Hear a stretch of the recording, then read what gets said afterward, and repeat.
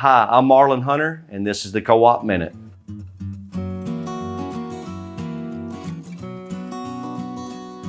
All of our ingredients are brought in the truck or rail car.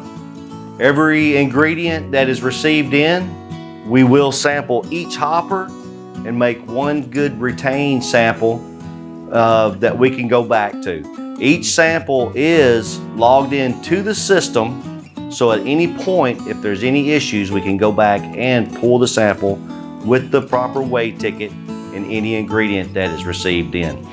Each one of these samples, the raw ingredient and the finished product, are kept on hand in-house for 90 days. Any raw ingredient and finished product that we see fit, we will send off to a second-party lab for their analysis to back up our protein levels, our protein, fat, and fiber levels.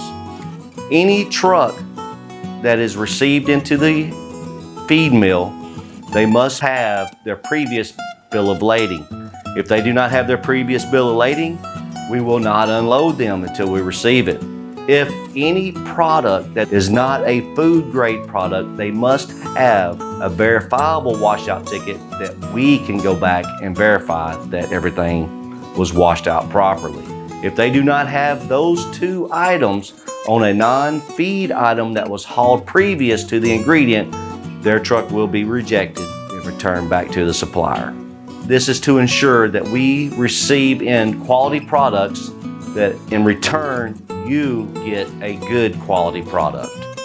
Thanks for watching this Co-op Minute. Please tune in next week for more tips.